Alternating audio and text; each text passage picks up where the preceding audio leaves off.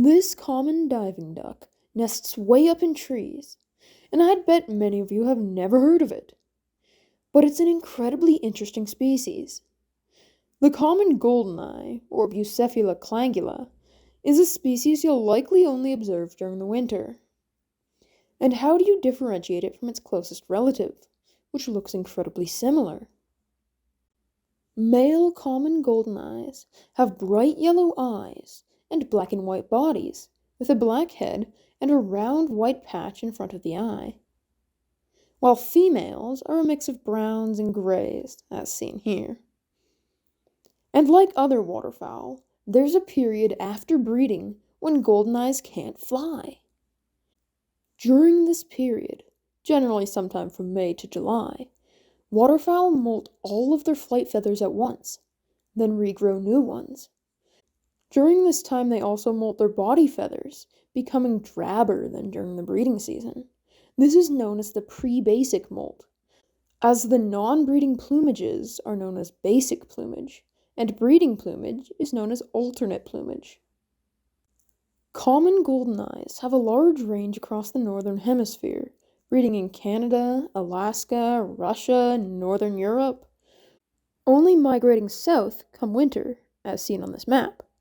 The easiest time to find these birds is during the winter, when they inhabit lakes and rivers, where they dive underwater to catch their prey, which is primarily crustaceans such as crabs and insects, in addition to mollusks, small fish, and fish eggs. During winter, they also consume seeds and other plant material, which make up roughly a third of their diet. The striking plumage of this species means there aren't a ton of species you'd likely confuse with the common goldeneye, though its two closest relatives are the most likely. The bufflehead is another black and white diving duck, but they're smaller, with the male having a large white patch on the back of the head, and the female being brown with a white cheek patch, so not too hard to distinguish. The closest relative of the common goldeneye is another story.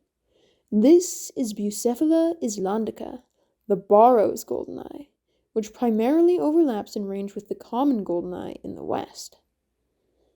Male Barrow's goldeneyes have a crescent-shaped white patch behind the bill as opposed to the circular patch on the common.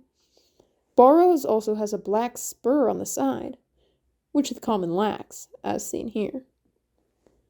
However, females of these two species are a real challenge to identify. As you can see, they are quite similar. Female Barrows tend to have shorter bills that are more orange or yellow, as opposed to the longer, blacker bill of the female common goldeneye. In addition, you can see right through and out the other side of the nostrils on the Barrow's goldeneye bill, while you can't on the commons. Female Barrow's goldeneye also have a steeper vertical forehead, as opposed to the more slanted common goldeneye's forehead. And finally, female Barrow's goldeneye have darker brown head feathers and darker yellow eyes, in comparison to the lighter brown and lighter yellow on the common goldeneye. But good luck using that as a field mark.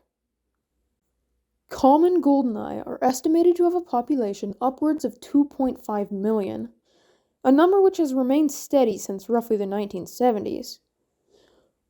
And unlike gadwall, which over 1 million are harvested each year, and we've already made a video on that, right up here, only 80 to 100,000 goldeneyes, that's both species combined, are hunted annually. Like most diving ducks, many hunters claim their flavor as revolting, owing likely to their diet and lifestyle, so hunting poses little to no threat to the species. The main threats this species face include pollution and habitat loss, as is common for most wetland species.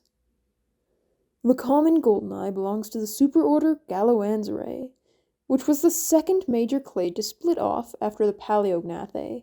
The ratites split from the Neognathae, which then split into the Galloanzerae, the waterfowl and landfall, and the Neoaves, which are the rest of the birds. Within Galloanzerae, the common goldeneye belongs to the order Anzeriformes, along with the screamers, magpie goose, and the other waterfowl, the ducks, geese, and swans. Within the anseriforms, the common goldeneye falls into the family Anatidae, along with the other ducks, geese, and swans, which appears to be sister to Anserenatidae, the magpie goose. Within Anatidae, the goldeneyes fall in the tribe Mergini, the sea ducks, along with most of my other favorite waterfowl species. Though the rest of Anatidae phylogeny is a mess, so let's just focus on this. Within Mergini, the goldeneyes of the genus Bucephala fall sister to a clade containing all the merganser-type genera, such as the typical mergansers of Mergus, the hooded merganser of Lophodites, and the smew of Mergellus. The genus Bucephala contains 3 extant species: the bufflehead, Bucephala alveola, the Barrow's goldeneye, Bucephala islandica, and the common goldeneye, Bucephala clangula. And both morphological and molecular evidence point to the Barrows and common goldeneyes being sister to each other. Common goldeneyes are monogamous and begin to court females in late winter with their distinctive courtship display, where they lower and raise their head while calling and showing off the white patch behind their bill, which likely serves as both an intimidation and identification feature. And unlike many waterfowl species, forced copulations have not been observed in goldeneyes. Now, let's talk about the weird anatomy of duck reproduction. So most birds lack a penis and transfer sperm to the female via what's known as a cloacal kiss. Basically, the 2 individuals press their cloaca against one another and sperm is directly transferred. But ducks are weird. Male ducks actually have penises. And they're weird. The duck penis is twisted, almost shaped like a corkscrew. But why? Well, those forced copulations I mentioned earlier are likely the reason. See, the purpose of courtship displays are for the female to choose the strongest, healthiest looking male, which means her offspring would have the best chance of survival. And generally, the strongest, healthiest female chooses the strongest, healthiest male, and their offspring contribute more to the following generation. But in a forced copulation, there is none of this sexual selection, and their offspring are likely to have lower fitness. So those females that have protection against forced copulations are more likely to have their genes passed on through the generations. So the female duck evolved a winding chamber that the male must maneuver his penis through to inseminate the female. This protects her from forced copulations, but also requires the male to be able to maneuver his penis through, which results in this weird corkscrew-shaped penis that is a product of sexual and natural selection. After courtship and copulation, the pair of goldeneye migrate to the breeding ground together, wherein the female locates a nest site, which is usually a cavity excavated by a woodpecker, or other animal, in a dead tree near a freshwater pond. She creates a cup from materials such as wood chips, sticks, and leaves, then lines it with down feathers from her breast. She then lays a clutch of roughly 5 to 9 greenish eggs, wherein she lays 1 every other day. Common goldeneye nests are often parasitized by other ducks, such as hooded mergansers, common mergansers, smew, buffleheads, Barrow's goldeneye, and even other common goldeneye. In North America, the parasitized clutch is usually incubated. However, in Europe, there have been cases of goldeneyes abandoning nests parasitized by mergansers. Female goldeneyes exclusively incubate the clutch, with the male abandoning his mate roughly a week into incubation. In total, incubation lasts roughly 1 month, and the hatchlings are precocial, in that they are well developed with down and opened eyes. And just 1 day after being born into the world, ducklings must make a leap of faith, jumping out of the tree following their mother's calls. The young must then make the journey to the brood territory, which may be several kilometers away, aided only by the mother's call. And ducklings have a low survival rate, with roughly 70% mortality before leaving their mother, most of which occur in the first week. The female abandons the young roughly 2 months after hatching, which are able to fly and disperse shortly afterwards. Hybrids between common goldeneye and other Mergini species are sometimes observed, such as with Barrow's goldeneye, smew, and even hooded mergansers.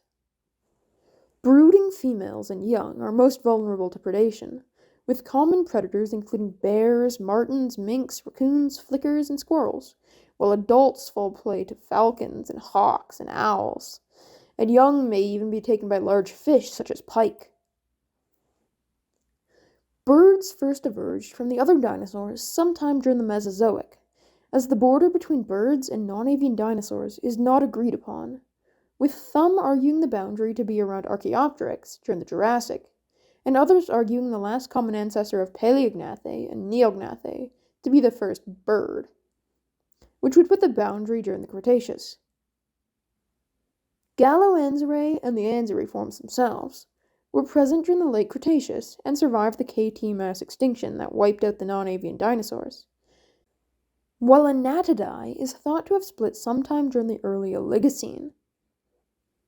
The various duck tribes and genera are thought to have rapidly radiated during the late Miocene, with the genus Bucephala being present in North America at the Miocene-Pliocene boundary, roughly 5.3 million years ago, as the species Bucephala ossivalis, which is slightly smaller than the common goldeneye. The goldeneye superspecies split from the bufflehead in the early Pleistocene, as a possible fossil ancestor of the bufflehead, known as Bucephala fossilis, was found from this time. And the Barrows and common goldeneyes split even more recently. The common goldeneye is an incredibly interesting species. Until next time on Animal Analysis. Don't forget to like, share, subscribe, and comment which animal we should analyze next. And maybe check out one of these other videos.